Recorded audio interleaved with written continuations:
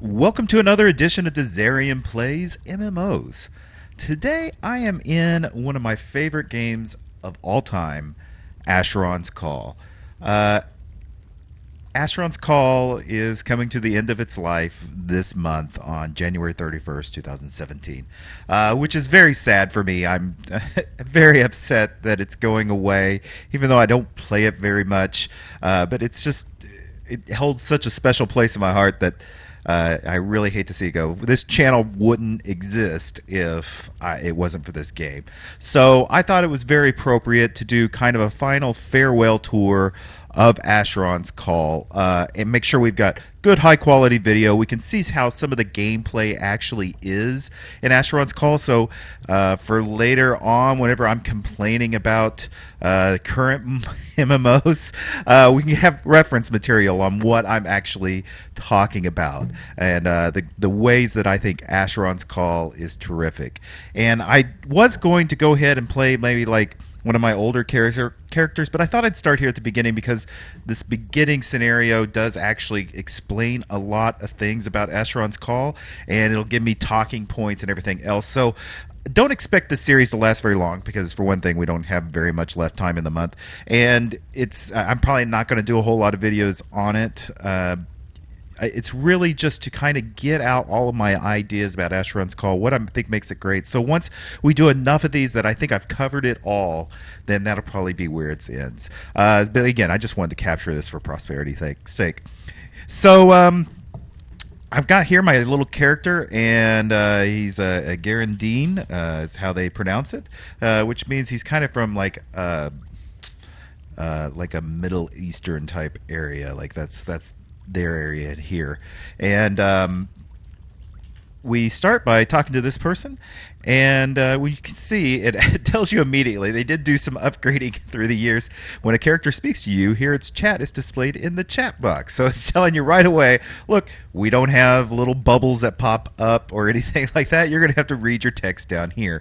And so she tells us to click on the backpack in the lower corner for you, and we're going to give the calling stone to her. So we also actually drag and drop this to her. Excellent. Your backpack contains all the items in your inventory. You will notice that your bag contains multiple bags. Over time, you pick up more and more bags there, increase the number of items you can carry. You don't. Why don't you go and talk to the agent in the next room? Okay, so the very first thing here that we're going to talk about is the bags, actually, because this was a huge thing. We have one big main backpack, and this is kind of where everything is going to go, but you have some side backpacks. You'll also notice I have these foci here, and these are a replacement for the components that it takes to cast magic.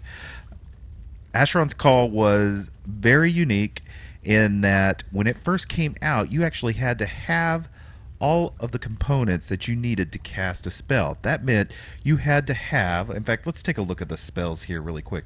So if we have Acid Stream right here, we can see that it shoots a stream of acid at the target. The stream does 16 to 31 points of acid damage to the first thing it hits. And it takes a lead scarab and a prismatic taper. And we don't have those items in our inventory, that taper and scarab. But since we have these foci, we actually that is a substitution for that. Back in the day, when this game first started, there was nobody knew the spells. You had to discover what the formula was to cast a spell. So you had to figure out what components made up that spell. And then the higher level spells were even harder to figure out because they were personalized to you. So there were many people on the server who had spells that others didn't. That was later figured out. People figured out how to create the spells and figure out your personal way of doing it even. But when it came out, that was a very cool system. I am going to be a magic user on this little trip back. Well, I guess I do have some tapers, don't I? Oh, I do. Okay. Yeah, then maybe I don't remember right. Dadgummit. But anyway, we'll cover that more as we go on. I do have these components, so I don't know what these actually do. I thought that's what they were for. I could be wrong. Anyway, so we're gonna go on. I just took a normal like war user. I didn't do anything special. I did. I didn't even customize what skills I was going to do or where I was putting points. I just chose the war mage template and went on with it because again, we're not going to get very far. So you can see the skill system in this game is very unique. You don't. While we have a character level, that's not exactly that doesn't really mean anything. It's more of a composite score of where you are with all of your skills. So so you can see here I have specialized war magic and mana conversion. Mana conversion lets you to cast spells more efficiently. But I can use anything. I can use any weapon, anything I want, and I can train these up as I the specialized skills they accelerate faster and you gain experience in them faster.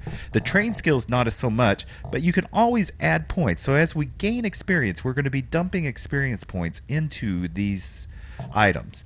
Now the untrained skills, we can't really do that, but we can use skill credits to train them. And as we level up, we get skill credits. So you can't have everything, but there are ways later in the game to actually remove some and add some, so you can kind of shuffle around. But it made for a very customized character. You could play any kind of crazy character you want. And back when we were playing it, like that was part of the fun, was figuring out new types of classes. So at one time, like there was a battle mage, which was basically had all of the schools of magics. But then there was people who did like OG mages, which were like crazy life creature magic spells, and they were like nobody could figure out why they even worked until they saw it played, and it was pretty cool. It was just was a lot of customization here, very open to you to figure out how you were going to actually do that. So we're going to go into the next room. He's going to talk. We're going to talk to him. He says we can cycle around using the keyboard to figure things out. When you do this, you can kind of see I've got I can see a leather cap in the area. There's restoring the trading academies. There's a pair of pants. So let's go over here, pick up this pair of pants. We do that by hitting R. I'm going to be using my keyboard to control my movement on this. This did not have very good mouse skills except for like pointing and clicking and opening things and retrieving things. You can even double click those to actually do it, but it's probably a little easier to select them and then hit R, and your character will go over and pick it up. So let's go ahead and put on these little things. You can see all of these have different stats. I guess we're going to have to remove that hat and put this one on. So if I right click on my pants, you can see that it is leather leggings, and it covers different areas and has different advantages. So another really cool thing about Asheron's call is statistics weren't hitting. I mean, all of the item information was all available because it was all needed information. So we have an armor level of 20, which doesn't necessarily mean anything because there are, and you'll remember this from the spells. You can see I've got acid, and I have lightning and shock and whirling blade. All of those do different types of damage, and you can see here on your armor that you actually have different types of resistances to those elements. So like here, if you have, it has an armor level of 20 for slashing, but piercing it only has 16, and what's even worse is 6 for acid. So if someone hits me with acid, they can just melt right through me because I have less resistance to that. And it's very important that you have all of this stuff and you figure it out as you go along. The other cool thing is that even monsters and stuff, mobs that you fight, have all of these type of characteristics. So you learn that you need to fight certain monsters certain ways. So we're going to do that right now. We're going to go into the next room. And open the door, man. Here we go. We're going to talk to him. He says, as you proceed in the trading areas, warriors should read the sign on the right. Okay, which I know. It's just basically telling you how to use your spells. So let's go ahead. I have my wand equipped, so spells are available. If I had a melee item equipped, it would be a different interface. In fact, let me go ahead and do that now. I'll show you the difference. So I can take that off, and you can see now I'm going to throw up my fist. And it's actually a little different interface. So it's just basically you hit high, medium, or low because, again, they have different, depending on the mob, they might have different resistances at different locations on them. So it's even the location on the mob has different resistances and stuff. So, like, nobody does this in MMOs. I mean, this just doesn't happen, that they actually had target boxes and everything else, so you actually had to have a little strategy with things. But as you can see with a melee character, you're not actually actively casting spells. That was not something that anybody thought of really during this time until EverQuest came along, that people started using, like, and I'm not even sure EverQuest did it, we actually started using basically spells or abilities for melee items. So now I'm going to go ahead and equip that back. And since this is a tree type creature, let's hit it with fire to kill it. And you can see it dropped very quickly after that. So we're going to go ahead and retrieve that item from his body and give it to him. Aha. See, as you defeat monsters and complete quests, you will earn experience. So I just gained experience, and I gained enough experience to level up to level 2. So you can see I needed so much experience for that, but I can actually use this experience to train other items. So if I was interested in upping my war magic, you can see I have experience to raise is 17. So I could go up plus 10 or just 1. So if I hit 1, now my war magic is at 66, 67, 68. So you can see you're actually raising your level. And with like more magic and everything else, that means that you're able to hit a target. You're more likely to successfully hit a target. So sometimes you need this. Like mana conversion helps you how much mana you're using as you're casting spells. If you have jump, it like helps you jump higher. Loyalty I'll describe another time. Run makes you run faster, so run is always a nice place to put things. Then there's other things like assessing creatures, so you can actually look at them. And let's see, let's hit E and let's see. So every time you examine a creature, you can actually see some of their information. That's what assess creature would be. So it's just tons of different skills. You can see there's stuff I have down here that are untrained, like fletching and lockpicking and just all sorts of crazy skills. And it's just so cool that this game existed and that it did a lot of this stuff. Now, a lot of this was in UO, but it was a different type of game. And a lot of this was in EverQuest 2, or EverQuest 1. They all kind of came out in the same couple of years. And Asheron's Call was probably the least popular of them, but I think it was the best. So, again, it holds a special place in my heart here. Let's go on and let's talk to this next guy. Let's see what he has to say. Help has arrived at last. Quickly, carpenter wasps have infested my woodpile. There are so many of them. Could you help me clear out a few? They are here, through this door beside me. If you bring me one of their wings to prove that you have taken some of them out, I will surely reward you. Surely he will.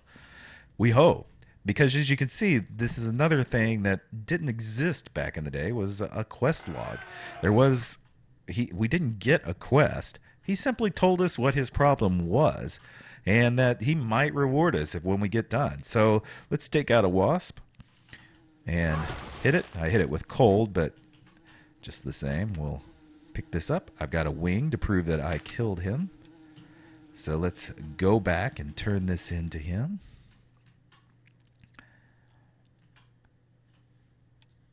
And pop. Not only that, he gave us experience. And he gave us 2,000. We're now level 3. And we have 2 skill credits because, like I said, whenever you are, you can buy skills by using your skill credits. So you only get one of those every. Well, at the first you get them every couple of levels, and then they kind of spread out, and you get less and less as you go. So you kind of have to be careful about what you do and don't choose to buy. So we're going to talk to the blacksmith. He says, perhaps you could help me with the thieving Thurgum. They and their obnoxious kin have stolen my bellows. The last time I saw them, they were running toward the vegetable gardens. Retrieve my bellows for me, and I will reward you. He guarantees a reward. So let's run in here to his garden, and you can see it's these little fungus creatures here. So let's take them out. Pop. And loot the bellows. Got them right there. Okay. Go back out and get another level, I bet. Pop. Keys allow you to open locked doors. So he has used this key to enter the Academy library. Double click on the key and then click the door to open it. So we can go over here to these doors, and you can see that there's the Academy library. We can't open it.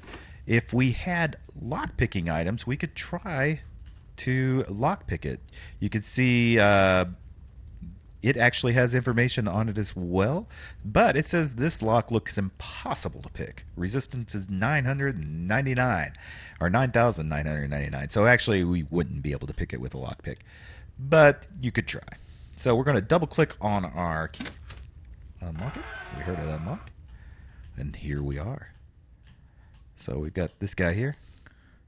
He says, to purchase items, select a vendor's inventory and buy the item. If you want to sell something, drag it from your inventory vendor. And yep, we all know about buying and selling, right? But what he has here is an oil of refining. He says oil on a trading weapon to create an academy weapon. Okay, let's do that. So we're going to buy that. It says the oil of rendering to improve your trading weapons. So let's go ahead and double click it and pop. Create a new item. Now we have the Academy wand. Oh, and you see something happened. That's because this one actually has spells attached to it. It has mana conversion mastery. It has focus other one and willpower other one.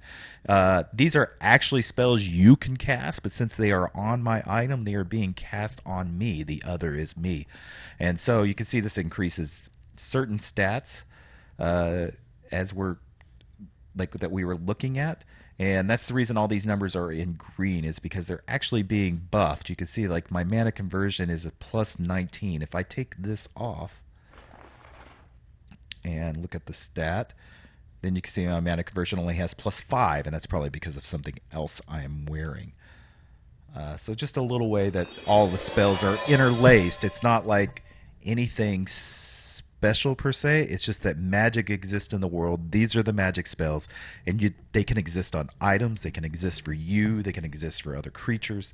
It's just very neat little system, and something that just no one ever does anymore. So let's move a little further into the academy. So I found a vendor, so I'm going to go ahead and buy me a couple of more backpacks, fill up my space here. That way I can easily move around and carry things, because your inventory will get cluttered up in this game very, very quickly. Let's see what he says. A hive of Olthoi just breached our walls in the outer courtyard. I need your help to clear them out. Go through the spoiler room, talk to the sentry. Oh, Olthoi. It's one of my favorite mobs in any MMO. Oh, and this is the portal. I guess Asheron's call portals are essential. It is the whole reason that the game lore exists, is that we got teleported in, and that there are portals that are around that allow us to travel through other areas. And it's just, yeah, that sound always gets me. So let's talk to this guy here. He says, you must infiltrate the hive and travel as deep into it as you can. Find the adolescent Olthoi and kill it. Bring back one of those orbs. Go! All right, so we're going to run down here. Whoop. Ooh. Oh, I took a little damage when I ran in. All right. And I guess this is... Nope, that's the exit. I don't want that. Where is it? Let's see. You can see I have no map. There was later maps that allowed you to see them even in games. There was a heavy modding community in this. Now, so I just hit my first life stone. This means if I die, I will die here. It will come and slam me back into this life stone. And yeah, so you... And there's ways, there's spells that you can like say, all right, I want to save this stone, or I want to save this portal and everything else. But life stones were essentially where you were going to put up your home base at. So you can see as we go further in, we can start to see a more alien type of texture and everything. So we've got Ulthoi here. These are the bug type creatures, and they can hit fast and hard. So they were always kind of a nuisance, and it actually, when the game first started, actually you had it took a while before people kind of figured out how to handle them, because they would just swarm you and take you out in a matter of seconds. So it was always fun. Actually, I really enjoyed going into the Ulthoi dens and grinding out some levels. So this game was grind heavy. Since there wasn't a questing system per se, that's what people did. They were exploring and figuring things out and leveling up and traveling to different areas to do so. So let me look around in here until I find something interesting. Okay, so I've gone deep in here and I finally hit the adolescent Ulthoi. Oh, and he dies with one shot because I just recently upgraded my war magic, increased its power, so we easily hit him. So we're going to see, we've got an orb here. The reason there's multiple of those is because when this was first released, there was lots of people running through here, and they didn't really have a good way of sharing out and dividing the loot, so they always had just one orb. We can see we got little Ulthoi sitting in the bubbles there. That's pretty cool. So even though these are old graphics, I mean, this is, what, a 17-year-old game or something ridiculous. So, but, I think they're great. I mean, maybe it's just nostalgia, the reason that I enjoy it, but I think they've got a lot of characters for the limited technology that they had during the time. Okay, so made it back up. Oh, yeah. I must give him the orb. Boom! Earn 5,000 experience in level 5. And I have 4 skill points. Now you must leave this place. There's nothing more that we can teach you here. Use the portal to Seushi. And when you get there, seek out Iki. And he may have a task for you. Take care in your adventure, friend. I don't know why that tripped me up. So we're going to go back down, go to the portal, and this will take us to sushi. I know it's like shaoshi, but we're going to call it sushi. It says we have completed our training. Make sure you talk to Ichi to continue your journey. So we're going to do that, but I'm going to do that next time. So like I said, this is going to be several-parter, and we're going to take a lot of look around at everything that happened in Asheron's Call.